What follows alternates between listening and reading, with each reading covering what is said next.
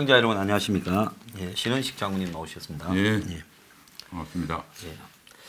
저 신 장군님, 북한이 그러니까 목요일 날 네네. 4시 한 40분경에 이제 두 발을 동해 바다로 쐈는데요. 그게 처음에는 발사체라다가 미사일인가 하다가 최종적으로는 초대형 네. 이게 저 대구경 방사포다. 그래서 지금 거리가 뭐 이번에 370이다 이러는데 뭐 저기 한 400km까지는 네. 기본적으로 가고 구경이 420에서 450일 거다 이런 네. 이야기가 나오고 그럼 저게 도대체 방사포면 다 연장 로켓 아닙니까? 네. 미국 사람이 쓰는 게 저 MLRS MLRS, 예, 예. 그렇죠. 그래서 이제 다 연장 로켓이라고 MLRS 영화 그 뭐 보면 나오잖아요. 그거죠. 영화에 뭐야 그 강철비 네. 예, 거기 보면 개성공단에 북한이 탈취해서 네. 미군 거를 네. 개성공단으로 쓰는 장면이 거기인데요. 근데 저거는 이제 크면 저게 그렇게 구멍이 많지는 그렇죠. 않고 한 4개 정도 뭐 이렇게 해서 쏜다는 거예요. 그래서 이제 그러면 산술적으로 계산하면 부산까지 지금 온다는 겁니다. 부산까지. 그러면 제주도 빼놓고는 이제는 다 이 방사포로서 제주도 빼고는 전국을 다 이렇게 보낼 수 있다는데 그래서 이제 저게 의미하는 메시지가 너네들이 이 뭐 핵3니 사드니 해도 이렇게 방사포를 모아서 집중 사격을 하거나 안 그러면 이 방사포와 또 이스칸데르 같은 미사일을 섞어서 우리가 동시에 쏘면 네. 섞어 쏘기를 하면 너네들이 그걸 요격이 가능하겠느냐. 네. 네. 그리고 이제 한국에 있는 미군 너희들 다 우리 밥이 될 수 있다. 네. 이제 이렇게 이야기가 되고 있습니다. 좀 어떻게 생각해요? 그러니까 우선 뭐 대구경 방사포를 하게 저렇게 이제 사거리가 긴 방사포를 만드는 것도 이제 북한이 아주 특이하고요. 보통 100km 넣는 데는 이제 미사일을 하지 이 방사포를 가지고 하지 않는데 이제 그 북한은 자기 나름대로의 어떤 우리나라의 작전 환경, 이 작전 환경은 한국군 상대도 있지만은 주한미군, 즉 미정원군 이런 상대도 있는 거거든요. 그런 여러 가지 이제 목적으로 전술적 목적으로 이제 개발을 하고 있는데 이번에 쏜 거로 봐서는 거의 완성 단계도 됐다. 뭐 더 이상 더 대구경이 필요할 것 같지는 않아요. 그날 미사일이겠죠, 그죠? 그런데 이제 두 가지입니다. 한국한테는 너희들은 완전하게 너희 수단으로는 우리를 보호할 우리의 공격을 막아낼 수 없으니 거의 뭐 너희는 이미 우리 인질이 됐다는 신호고 방금 황 소장께서 말씀하신 대로 주한미군한테 대해서 사실은 그동안 계속 한반도에만 딱 최적화된 미사일하고 방사포를 계속 시음하고 이런 것들은 결국 주한미군에 대한 메시지거든요. 그러니까 김정은은 이런 호기로 본 것이죠. 결국 이제 당장 먼저 제재 해제를 가지고 이렇게 했는데 이건 미국 간에 몇 번의 뭐 정상회담이나 실무 접촉을 해보다 진전이 쉽지 않지 않습니까? 왜냐하면 미국도 아무리 트럼프가 이라도 미국 국민한테 어쨌든 합리적인 받을 건 받고 이걸 정리를 해야 되거든요. 트럼프가 지금 요구하고 있는 것이 한국에 관심이 없고 미 본토를 위협하는 것만 확실히 내려놓으라는데도 김정은이가 그걸 말 안 듣지 않습니까? 왜냐하면 김정은 입장에서도 미 본토를 위협하는 핵능력을 내려놓고 나는데 또 트럼프가 마음을 바꿀 수도 있잖아요. 그렇겠죠, 그죠? 약속을 안 지킬 수도 있고 또 트럼프가 만일 약속을 지킬 마음이 있다고 하더라도 다른 대통령이 오면 뒤집을 수도 있고 그러니까 늘 미국은 북한은 미국을 위협하는 거 하나는 갖고 있어야 된다는 생각을 하고 있고 그게 이제 이해관계 일치 안 하는 거죠. 그런데 이제 한미 동맹을 깨는 거는 이것은 트럼프도 미국 역대 대통령 중에서 저렇게 주한미군 및 한미 동맹에 대해서 부정적으로 아예 이거는 문재인하고 상관없이 원천적으로 한국에 대한 미운 감정이 뭐 젊을 때부터 녹아 있다고 하는 것은 너무나 뻔하지 않습니까? 이 변함이 없는 생각. 거기다가 이제 최근에 한국이 하는 행태 이런 걸 볼 때 굉장히 한미 동맹에 대해서 부정적으로 생각을 하고 있고 그다음에 이제 이렇게 할 경우에 통상적인 한국 정부라고 그러면 정상적인 정부라면 미국을 이 붙잡아두는 노력을 하는데 뭐 이 사람들은 오히려 주한미군이나 한미동맹이 남북 관계를 개선시키는 걸림돌이라고 생각하는 주사파적 접근 방식을 하는 사람들이기 때문에 잘 됐다 이러는 거죠. 그러니까 김정은이 생각하기에 미북 정상회담을 통해서 제재 해제는 조금 긴 텀으로 갈 수도 있겠다.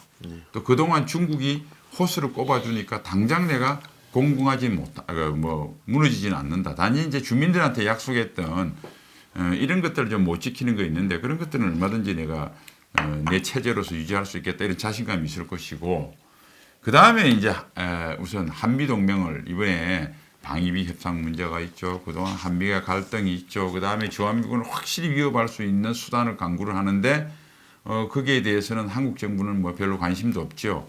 그러니까 이번에 한미 동맹을 정말 해체를 하고 잘하면 주한미군까지 거의 철수를 얻어낼 수 있는 이게 혹이라고 생각을 하고 사실은 우리가 한국에만 딱 해당되는 위협은 한국에 대한 위협 플러스 주한미군에 대한 위협이라는 의미다. 뭐 이런 뭐 전략적인 메시지를 던졌다고 봅니다. 자, 그래서 이제 이번에 또 혹 나오는 이야기는 네. 600mm. 예. 그러니까 60cm짜리다 구경이 뭐 그런 이야기도 있습니다. 그래서 이제 북한이 4종 세트를 완성했다. 하나는 이제 지난번에 이스칸데르, 하나는 또 조정이 되는 마지막에 이제 불규칙 기동을 하는 대구경 방사포, 또 하나는 북한판 에이테킴스 미사일, 자탄이 쏟아져가 네네. 뭐 공항 등 활주로 등을 초토화시키는 이거하고 이제 이거하고 해서 북한이 그 지금까지는 거리 뭐 단, 중, 장거리 이런 식으로 미사일에 집중했는데 이번에는 이제 그게 아니라 한국의 이 지형과 한국의 전략 전술에 맞게 이렇게 다양한 신종 4세트를 완성했다. 지금 이런 이야기까지 나오고 있습니다. 그게 참 저는 이게 북한이 우리가 이런 미사일이나 정밀 유도 무기 등을 개발한 역사를 보면 사실은 뭐 엔진 추력이라든지 그 다음에 기타 뭐 소재 이런 거는 큰 문제는 안 돼요. 왜냐하면 이제 뭐 이런 것들이 뭐 ICBM처럼 뭐 몇천 킬로 날아갈 때는 그게 굉장히 중요한 기술인데 저 1000킬로 날아가는 거는 사실은 뭐 웬만한 기술이면 되거든요. 그런데 이제 정밀도를 향상시키는 문제하고 여러 가지 이제 비행 궤도에 변화를 주는 것들은 굉장히 고난도 기술인데 우리가 이걸 습득하는데 굉장히 오래 걸렸는데 저게 북한이 어떻게 단시간 내에 저렇게 될까? 저게는 사실은 여러 가지 우주의 뭐 위성 항법부터 여러 가지 관련 인프라가 없으면 안 됩니다. 그럼 스무스한 그걸 해야 되고요. 그런데 북한이 저렇게 기술적 진전을 보인 데는 이게 문재인 정부 들어서 가지고 이렇게 빠르게 된 거는 저는 정말 합리적 의심을 지울 수가 없어요. 그러니까 정말 이게 나중에 뭐 역사가 나중에 그것을 밝혀낼 수 있는 우리 정치 환경이 될 수 있을지도 제가 모르겠습니다만은 될 수 있다고 보면 정말 어마어마한 정말 그 인류 역사상 있을 수 없는 정말 실 끊어진 권력자가 이적 행위를 했던 행위가 될 수도 있는 가능성도 얼마든지 있다라는 측면에서 참 저는 이게 북한의 최근의 기술적 진보에 대해서는 북한이 우리 예상을 뛰어넘게 기술적 진보를 이루고 왔다고 하는 것은 사실인데 그래도 대충 그들이 할 수 있는 역량 중에서 최선을 다했다는 거죠. 과학 기술이 이렇게 확 그러니까 훅 뛰어오르는 도약이라는 게 거의 거의 단거리에서 무에서 유를 창조하듯이 이렇게 정밀 군사 과학이 향상된 거는 저는 이거는 뭐 기적도 아니고 거의 있을 수 없는 일인데 북한이 저렇게 이렇게 됐던 그 가능성의 원천이 무엇일까라는 측면에서 정말 굉장히 우려하고 요거를 만일 그게 우리 쪽에서 누가 갖다 줬든지 누설이 됐든지 해킹이 됐든지 했다고 그러면 지금 당장은 이렇게 소위 미사일이나 탄도탄만 드러난 거지. 요거는 뭐 북한이 여러 가지 전략적으로 메시지를 주기 위해서 시험이 필요하고 한 거지. 필요 없는 것들 여러 가지들 있잖아요. 예. 뭐 작전 계획이라든지 한국군의 여러 가지 우리 국방에 관련한 군사 기밀들 이런 기밀들은 뭐 북한이 구태여 시험을 하거나 보여줄 필요가 없잖아요. 가장 이런 게 넘어갔으면 이런 게 누설이 됐거나 뭐 해킹이 됐다면 그런 거 다 됐을 텐데 그래서 심지어 저는 걱정이 최근에도 F-35나 기타 이런 것들 있잖아요. 그런 것들도 북한이 저게 이 사실은 거기다가 유사시에 바로 그냥 해킹이 들어가 버리면 이제는 비행기가 자동으로 해서 정말 미사일을 엉뚱한 데 쏠 수도 있는 거고요. 전부 전자기기이기 때문에 예. 해킹이 들어가면 아예 비행기 자체에 작동해서 우리 예. 오작동이 날 수 있겠죠. 얼마나 많은 정보가 저 북한 쪽으로 넘어갔는지 모르겠어요. 그러면 사실은 지금 우리가 믿고 있는 이게 한꺼번에 끝나버릴 수도 있습니다. 그 다음에 이런 군사뿐만 아니라 우리 산업용도 유사시 굉장히 필요한 거거든요. 예. 예를 든다면 우리나라 전력 공급하는 예. 요즘 다 이런 스마트 중요한 그리드인데. 데이터베이스. 예. 그 우리 잘 아시는 전력 거래소에 있는 예. 주 데이터베이스라든지 우리 금융기관에 있는 주 데이터베이스라든지 예를 들면 수자원공사에 있는 것들 한강 저 댐들 다 열어버리면 예. 어떡합니까? 홍수 나는 거예요. 우리 가스, 예. 전기, 철도 예. 이게 전부 다 여기에 대한 핵심이 다 해킹이 되어버렸다면 사실은 제가 봐서는 한국은 뭐 그냥 북한 손아귀에 있는 겁니다. 원자력 발전소도 있겠네요. 그러면 원자력 원자력 발전소는 사실은 미국이 시험을 했는 그 원자로는 항공기가 부딪혀도 안 깨져요. 예. 실제로 그 영상이 있습니다. 예, 굉장히 그렇죠. 강도 높은. 그 독화가 그렇죠. 그런데 거기에 해킹이라든지 또는 제오열이 침투, 그 간첩이 침투해서 데이터베이스를 컴퓨터 전산실에 침투해서 오퍼레이션을 시키면 조작시키면 그럼 원자로 폭발시켜 버릴 수 예, 있습니다. 먼저 과열로 폭파될 수 네, 있죠. 폭발되고. 냉각 장치만 고장 내도. 이 가스 같은 경우도요. 잘 아시겠지만 LNG로 에카로 들어왔다가 아니 또 인천에서 서울로 보낼 때는 우리가 가스 고압으로 보내지 않습니까? 네. 그 정확관리소에서 압을 낮춰서 우리 가정에 공급되는데 예, 그 압만 잘못하면 여러분 폭발해 버릴 수 있죠. 다이아드 4에 예. 우드론 하면서 가스 분부를 쫙 보내는 거 있잖아요. 예, 영하에. 예, 예. 그런 거 비슷한 형태가 서울 시내가 전체가 폭발판도 될 수 있고요. 지금 이게 도대체 이런 것들이 기술적 진보로 볼 때 다행히 북한이 정말 홍해의 기적을 이루어서 기술적 진보로 진짜 머리 싸매기에서 스스로 첩득한 거라면 좀 괜찮은데 이게 누가 제공한 거라면 제공할 때 어디 있겠습니까? 이 자유세계의 중요한 군사 기술은. 한국이죠. 그러면 한국이 제공을 했건 우리가 해킹을 당했건 간에 기타 다른 우리 핵심들이 넘어가서 아 정말 이게 꼼짝없이 되지 않나 해서 정말 참 잠이 안 옵니다. 그런 생각하면. 그래서 지금 보면 북한이 이번에 그 4종 세트를 개발하는 것을 보면 한국 내부의 군사적인 어떤 이 시스템 작동 방식 이런 지형 이런 것까지를 다 감안해가 맞춤형으로 지금 개발을 해서 이제 초반 단계에 무력화시킬 미 8군 전력, 미군 전력들 그리고 또 이 핵심적인 한국 전력들을 북한이 저런 4종 세트 미사일 방사포로 이제 무력화시키고 나머지 이제 거의 무력화된 상황에서 이제 뭐 아까 말씀하신 그런 이 산업시설 오작동이나 금융기관 시스템 오작동 이런 부분을 통해서 이제 흔들어 버리는 쪽으로 가고 있는데 최근에 이 북한의 이런 움직임이나 동향이 굉장히 좀 정교해지고 있는 것 같다. 김정은 대에서 아버지나 할아버지는 디지털이나 이런 마인드가 좀 약했는데 아들 대에 와서 이 전략이나 전술 부분에서도 상당히 발전하고 있는 것 같다. 이런 생각이 드네요. 그러니까 이제 원래 전략이라고 하고 하는 건 상대가 있지 않습니까? 예. 상대적으로 하는 거지. 지 혼자 전략은 뭐 그런 의미가 절대적인 없죠. 의미가 없죠. 근데 상대의 속마음을 훤히 알아버리면 예. 전략은 뭐 얼마든지 융통성 있고 기기묘묘하게 할 수 있는 거죠. 근데 그동안 사실은 우리도 사실은 북한에 대해서 대응을 하면서 서로 감추고 이렇게 했기 때문에 어려웠는데 사실은 뭐 여러분들 아시겠지만은 뭐 공개적으로나 뭐나 북한 말하면 그냥 이거 완전 상점 모시듯이 하잖아요, 솔직히. 예, 그렇겠죠. 그러니까 이게 북한으로 봐서는 뭐 그러니까 저렇게 하면 안 된다고 하는 정상적인 국민이 볼 때는 북한이 기기묘묘한데 그거는 김정은이 능력이 탁월해서가 아니라 김정은이 마상대가 우리 속내를 오만큼 뭐 할 걸 다 하고 미리 굴종적인 태도를 취하니까 김정은은 뭐 한국 다루는 건 너무나 쉬운 거죠. 예.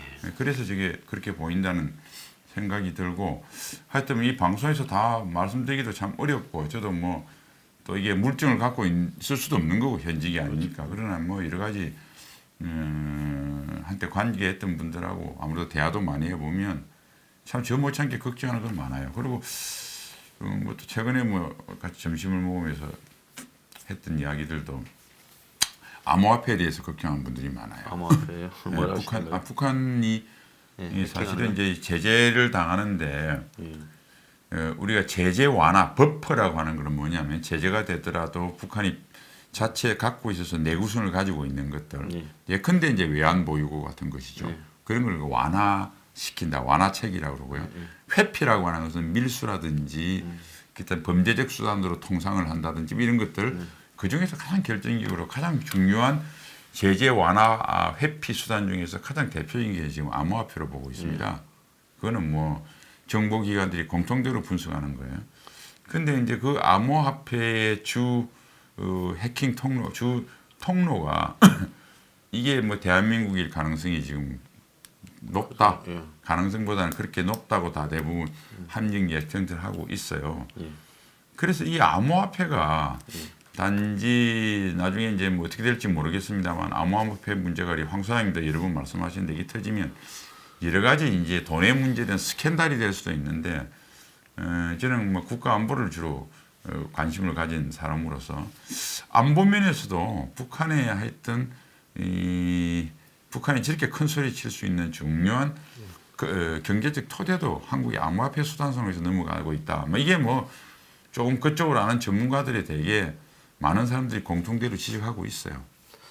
하나 재밌는 거는 그 조국이 그 관련된 이 코링코라는 회사가 사실은 2016년에 이제 일찌감치 인수를 했던 코스닥 회사가 하나 있었습니다. 인큐빅스인가 하는 건데 아큐빅스 그 회사가 원래 석탄 사서 납품하던 회사였어요. 그래서 문정권 들어서 석탄 문제가 있고 또 하나는 그 회사가 이제 이름을 넘어오고 난 뒤에 포스링코로 바꿨는데 포스링코. 그래가지고는 느닷없이 2017년 9월에 암호화폐를 하는 서트온이라는 회사로 변경이 돼가 암호화폐 거래소를 했어요. 그래 한 서너 달 하다가 문을 닫았죠. 터지기 전에. 그래서 뿌리를 보면 이 석탄을 해외에서 사던 회사가 암호화폐를 했단 말입니다. 그런데 두 가지 다가 지금 북한하고 관련해가 굉장히 이 정권에서 의심이 제기되는데 그 회사를 지금 조국 가족의 이 관련성이 있는 사람이 그걸 지금 하고 있다. 조범동이 회사 밑에 들어있는 거예요. 그게 구석에 처박혀 갖고 크게 부각은 안 됐지만 그래서 참 그런데다가 또 문재인 동생이나 이낙연 동생이 또 SM 그 삼라그룹입니까? 그게 또 무슨 선장이고 또 배사에 있고 또 저기 정경심이 또 처남이 또 그 보남이 뭐가 거기에 또 있어요. 그래서 가만히 보면 권력 실세 전부가 다 해운회사에 관련이 돼 있고 또 암호화폐도 관련돼 있다 말이에요. 그러니까 이게 그렇다고 또 문재인이 이 뭡니까 사이나 아들은 게임을 했는데 사실은 뭐 게임 회사 하는 친구들이 보면 그것도 암호화폐하고 사이에 왔다 갔다 하기가 또 쉬운 또 여건이에요. 그게 뭐 한꺼풀만 바꾸면 또 그래 되니까. 그러니까 이 주변에 암호화폐니 이 뭡니까 그 너무 많아요. 이 석탄 밀순이 또 해운산이. 그러니까 저게 광범위하게 초반에 석탄 밀수나 정제유 불법 한적이 가능하고 또 그 난리가 나서 제가 빨리 이거 단속해라고 떠들어댈 때까지 그래가 그게 재미가 막 확 올라가가 1비트코인이 2,600, 700까지 갔잖아요. 말이 안 되는 현상이 지금 벌어졌었죠. 근데 세계의 그 가격 주도를 거의 한국에서 했어요. 중국 놈도 다 한국에 몰려가. 그러니까 이게 지금 정권이 끝이 나봐야 지금 이 사안에 대한 의혹들이 밝혀질 건데 그래서 그런 것들이 참 많이 있는데 그러니까 황 소장님 말씀하신 대로 이제 지금 우리가 비단 경제적인 문제만 그것도 안 밝혀졌으니까 스캔들만 이야기하는데 저는 여러 가지가 석탄, 석유, 에너지에 관련된 문제 또 그게 굳이 연결을 시키면 태양광 한다면서 우리 원전 잠재력이 없어지니까 또 원전에 관련된 여러 가지 기술들, 기술자들 이런 사람들이 아마 불문까지 이제 앞으로 빠른 속도로 중국이나 이런 데 유출이 될 겁니다. 많이 나갔죠. 지금도 중동으로 많이 나가고 중동으로 나가고 그게 이제 북한하고 연계가 될 거고. 그다음 암호화폐 게임 이런 것들은 이게 IT에 관계된 것들이 않습니까? 그래서 북한이 사실은 가장 그 기반이 없는 것들이 IT입니다. 왜냐하면 저는 잘 아시겠지만 이제 첨단 무기는 그냥 반도체 덩어리라 생각하면 돼요. 그러니까 옛날 자동차하고 지금 자동차는 가면 갈수록 기계 덩어리고 그냥 그 자동차는 그냥 이제 진짜 오히려 보조고 그냥 IT 기계지 않습니까? IT 기계죠. 컴퓨터에 그냥 엔진 붙인 거 아니에요? 그런 거죠. 똑같습니다. 과거가 달라 지금의 미사일이나 정밀 유도 무기는 그냥 반도체 덩어리라 생각하시면 돼요. 그런데 북한이 T램, 초보적인 T램도 못 만들잖아요. 그러니까 암호화폐, 이게 인터넷에 관련된 하드웨어든 소프트웨어든 이에 대한 이 광범위한 이것들이 묘하게 여기에 사업들을 많이 해요, 그 사람들이. 그러면 이게 이럴 수는 있죠. 한미의 추정이 북한에 이쪽으로 제공을 하는데 믿을 만한 사람들 시켜야 되잖아. 그러니까 믿을 만한 사람이 이걸 맡았는데 북한에 퍼주는 김에 자기 돈벌이도 하는 거죠. 그게 그 내가 좀 그 저는 맥락을 그렇게 이해를 하고 있어, 의심을 하고 있습니다. 옛날에 그 국정원의 대북 이 작업하는 요원들하고 이야기를 좀 했는데 네. 구로 디지털 단지 저기에 처음에는 이제 그 뭐 이 프로그램 작성하거나 이런 부분은 그야말로 노가다. 네, 사람이 계속 시간이 투입되어 만드는. 근데 이제 그걸 외주를 줬는데 이제 외주가 제일 주기 좋고 싸게 해오는 데가 또 성능도 좋은 데가 북한이라는 거예요. 프로그램을 이렇게 만들어 오라면. 그러면 저거는 이제 북한에 줘서 프로그램을 초기를 만들어서 여기 한국에서 이제 이 인티그레이션 동안만 하면 되는 거예요. 근데 이제 처음에는 북한이 이제 그 대부분 이제 어떻게 엮이는가 하면 중국에 가면 중국에서 브로커가 북한을 알선한다는 거예요. 그게 이제 전부 뭐 조교라고 부르는 그 사람들도 수상한 사람들이죠. 그렇죠. 근데 코가 딱 한번 끼이는데 그런데 구로 디지털 단지에서 회사하는 애들 중에 옛날에 한 청년 운동권 한 애들을 희한하게 골라낸다는 거예요. 그래가지고 북한하고 딱 연결을 끼우면 얘들은 안 그래도 젊을 때 그랬는데 가슴이 막 두근두근해지면서 북한 돕는다 뭐 이런 사명감도 좀 생기고 이런 찰나에 이제 한참 일이 돌아갈 때 어느 날 이제 더 못 준다고 딱 한다는 거예요. 그러면 아이 큰일 나가면 이제 엎드릴 거 아닙니까? 그때 이제 뭘 좀 협조를 해라. 그러면서 이제 서서히 간첩이 되어가는. 그래서 북한이 지금 이 IT 그 프로그래머나 이 소프트웨어 이런 부분을 통해서 엄청나게 적으로 디지털 단지 쪽의 사람들을 연관성을 가지고 확보하고 그 중에 일부가 터진 게 이제 한 10년 전에 나타났던 뭐 몇 개 감췄다는 사건 그것도 적당히 다 덮어버렸죠. 청와대를 향해서 가니까 노무현 정권 때 그런 거예요. 그러니까 이제 우리가 보면 뭐 이걸 또 한국 사람들이 뭐 이렇게 고정관념으로 가지치기를 하니까 그게 있는데 뭐 저는 그런 의도는 없고 근데 이제 처음 트렌드를 보면 아무래도 중후장대하는 기존 산업들은 기득권적이었잖아요, 그죠? 그리고 아무래도 컨서버티브 보수적인 가능성이 많고 신산업주로 ICT에 관련된 거, 모바일에 관련된 거, 소프트웨어에 관계된 뭐 여러 가지 뭐 포탈부터 되게 조금 뭐 소위 진보적 성향 뭐. 그러다 보니까 이제 어느 나라든 보면 미국도 마찬가지죠. 실리콘밸리는 민주당하고 중후장대는 뭐 이렇게 공화당 쪽이고 이제 그런데 이런 우선 이 사람들이 이런 데 대해서 저는 굉장히 뭐 그렇다고 이 사람들이 주사파는 소리가 아니고 그쪽에 비교적 기존 거보다는 호의나 또는 접근성이 좀 높은 편이죠. 이념적으로. 그렇죠. 뭐 그런 여러 가지인데 그러다 보니까 이제 여러분들 아시겠지만 뭐 노무현 정부 때도 그렇고 그 문재인 정부도 그렇고 마치 이제 젊은 사람들한테 늙으시는 사람들은 이런 거 뭐 전자기기 이런 거 잘 모르는데 우리는 뭐 그러니까 전자정부 이런 것도 노무현 정부도 제일 먼저 이야기하고 그랬거든요. 그렇죠. 그러니까 아무래도 접근성이 높은데 최근에 이제 이런 것들이 뭐 그런 정도는 이해도 할 수 있고 뭐 한데 북한이 이 ICT가 너무 빨라요. 북한이라는 나라는 잘 아시겠지만 엄청난 독재 국가이기 때문에 IT하고는 완전히 관계 없습니다. 이게 퍼져버리면 북한이 체제가 위험해요. 굉장히 통제된 상태에서 우리는 이 IT나 아까 말한 소프트웨어나 이런 소위 3차, 4차 산업혁명에 관련된 첨단 이런 디지털 분야가 대부분 민간 주도가 된 거 아닙니까? 그죠? 정부는 오히려 방해가 되죠. 그런데 북한은 이건 철저히 국가 통제입니다. 이걸 잘못 민간 영역으로 확장시켰다가 나라가 무너져요. 그렇겠죠. 제스민 혁명 같은 것도 보면서 뭐 그 생각 더 안 했겠어요. SNS 한 방에 무너진 건데 그 철권 통치들이 그래서 굉장히 통제하는데 근데 요게 최근에 김정은 주도하에서 굉장히 조직적으로 대한민국의 역량을 빼가는 것 같아요. 그러니까 저렇게 빠른 진전이 이루어지고 있고 저게 눈에 보이는 뭐 미사일이나 무기 체계로만 그치면 그래도 그게 또 위험하지만 그나마 다행인데 우리 사회 모든 것을 바치고 있는 우리 사회는 사실은 완전히 네트워크 기반의 사회거든요. 네. 여러분 은행에 요새 수기로 예금하고 돈 적는 사람 어디 있습니까? 은행 개인대표 다 뿌리면 여러분 수천억 부자라도 자기 돈 없어요. 그렇잖아요. 뭐 금고에 돈 쌓아놓습니까? 그러니까 이게 뭐 만일 대사배서가 우리가 국내 거래은행에 다 뿌리면 우리 끝나는 거거든요. 그러니까 이제 이런 사회거든요. 그리고 전기 옛날에 영화에 보시면 철도 폭파해서 이렇게 영화에 나오지 않습니까? 다이너마이트.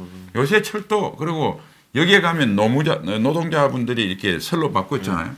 요새 컴퓨터로 다 합니다. 자동으로 바뀌지 그거 하는 사람은 없어요. 그러니까 우리는 지금 사회가 어떤 사회냐면 그냥 대한민국은 거대한 컴퓨터의 하나 우리 저 매트릭스 영화에 보듯이 그렇게 살아가고 있는 삶이거든요. 그런데 이에 대한 접근성을 북한한테 확 개방을 했다고 그러면 정말 김정은이가 우리 생명줄을 치고 있는 속도가 굉장히 높아진다. 그래서 제가 참 이 문재인 정부가 과연 어디까지 어떻게 되는지 저도 잘 모르겠어요, 솔직히. 근데 느낌이 굉장히 위험하다. 그동안 말하고 하는 걸 봐서. 그래서 참 이게 빨리 이걸 정리되는 시기에 빨리 와야 되는데 문재인 정부 임기 동안 대한민국이 온전하게 살아 있을지 정말 참 걱정이 태산입니다. 예. 오늘 지금 북한의 방사포 이후에 진짜 문제는 한국의 이 모든 전자 시스템이 무너질 수 있는 이런 상황도 지금 구비되어 있다 하는 우려를 하셨습니다. 자, 1부 마치겠습니다. 감사합니다. 네.